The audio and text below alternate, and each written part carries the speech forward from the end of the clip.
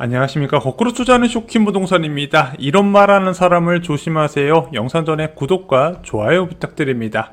한 언론 보도가 화제가 되었습니다. 서울 아파트가 급등에 정비사업 공사비 증액 속속 합의, 분담금 더 내도 시세 차익 가능이라는 기사였어요. 자, 이 기사는요, 앞으로 부동산 시장에 두 가지 영향을 줄 내용을 포함하고 있습니다. 공사비 협상에 합의한 사업장 볼까요? 구로구 고척 4구역이요. 평당 447만원에서 713만원으로 공사비가 타결이 됐고요. 은평구역 홍제 3구역은 평당 512만원에서 784만원으로 합의됐습니다. 와, 이제 비강남도 700만원 후반이 나와요. 강남권에서는 잠실 진주 재건축 공사비가 타결이 됐어요. 평당 660만원에서 811만원으로 확정이 됐습니다. 이것도 공사가 진행되는 와중에서 이제 합의가 돼서 이 정도 금액이고, 요즘 강남권 재건축은 평당 900만원 전후로 보셔야 돼요. 또한 청담 건영 리모델링 사업은요, 평당 687만원에서 1137만원으로 합의가 됐습니다. 공사비가 1년 만에 큰 변화가 나타났어요. 성남시 산성구역 산성역 해리스톤 같은 경우 평당 공사비가 629만원이었고요. 장이 프로지오 라디오스 파크는 평당 583만원의 공사비가 타결이 됐습니다. 마포자이 힐스테이트 라체스는 평당 686만원이었는데 지금 공사비 타결된 거 보니까 평당 100만원 이상 인상이 됐다는 거죠. 이렇게 공사비 타결된 사업장에서 내년에 분양이 나오게 될 겁니다. 최근 청약 경쟁률이 많이 올라갔다 말씀드렸죠. 저희가 입주자 모집 공고를 올렸을 때 요구로 도배가 됐었던 산성역 해리스톤은 일반 공급 경쟁률에서 30대1 경쟁률이 나왔습니다. 왜 그랬을까요? 자, 산성역 해리스톤 앞서 말씀드린 대로 평당 공사비는 628만원이었습니다. 자, 그런데 앞으로 나오는 공사비 협상이 700만원대가 나오고 있다 보니까 분양가가 어떻게 나올 것인가, 이거보다 싸기 힘들 거라고 보는 거죠. 또 하나, 2017년 12월에 이 산성역 해리스톤이 입주하는데 입주할 때는 분양가가 얼마일 것인가, 그것도 생각해 본다면 사람들이 청약을 넣을 수밖에 없다는 겁니다. 앞으로 분양가가 올라갈 거라는 기대감이 청약 경쟁률에 반영이 된다는 거죠. 요즘 재개발 재건축 사업장의 또 다른 특징이 있습니다. 공사비 협상에서 싸움이 줄어들었다는 거죠. 조합원 간에. 갑자기 왜 이런 상황이 됐을까요? 간단합니다. 주변 신축 시세가 오르기 때문이에요. 그래서 빨리 협상 끝내고 신축 아파트를 받는 것이 이익이라고 생각하는 조합원들이 늘어나고 있어요. 이 협상을 미뤄봤자 좋을 게 전혀 없다는 거죠. 재건축 사업성을 분석할 때 중요한 요인 세 가지가 있습니다. 첫 번째는 용적률과 대지 지분이에요. 이걸 보면서 재건축 사업성을 평가하는 부분은 아마 초보자분들도 많이 들어보셨을 겁니다. 두 번째는 세대수 대비 일반 분양 비율과 분양가예요. 아무래도 분양이 많이 나와야 사업성이 좋게 될 수밖에 없기 때문에 이런 것도 체크를 하실 필요가 있습니다. 마지막으로 주변 신축 시세입니다. 근데 저는 이런 요인들 중에서 이 주변 신축 시세가 가장 중요하다고 생각을 해요. 올해 초까지만 해도 공사비 갈등의 상징이 된 곳이 바로 산계주공 5단지입니다. 노원역 초역세권에 위치한 이 1987년 840세대 이 단지는요, 재건축 분담금이 5억이 나왔다, 아파트 매매 가격이 5억인데 추가 분담금이 5억이나 나오네, 이것으로 기사가 많이 쏟아졌던 곳이죠.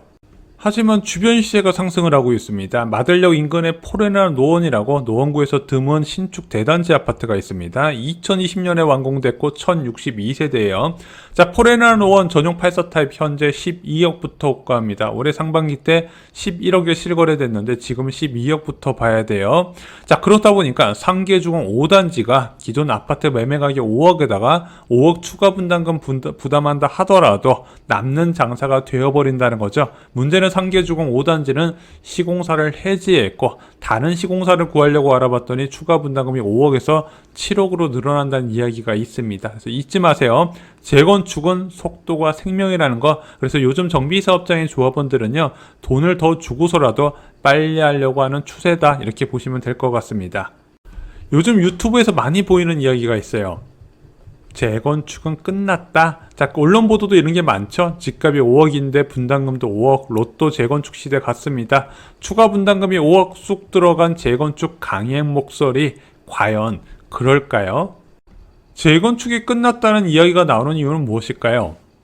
간단합니다. 점일 재건축 아파트 시대가 끝났기 때문이에요. 점일 재건축 아파트는 사업성이 좋아서 많은 일반 분양 물량을 확보할 수 있어서 조합원들의 분담금을 낮춰서 헌집 주고 새집 받는 게 가능했거든요. 근데 이제 점일 재건축 아파트는 몇 개 안 남았어요. 고밀 아파트 재건축 시대로 들어가는데, 이렇게 고밀 아파트 재건축은 일반 분양 물량이 적다 보니까 조합원들 추가 분담금이 불가피하네. 근데 몇몇 전문가들이 이렇게 생각을 하는 겁니다. 자, 여기 들어간 조합원들은 나이가 많잖아요. 나이 든 조합원은 돈이 없기 때문에 이런 재건축 사업의 추가 분담금을 감당하지 못할 거로 보는 거죠.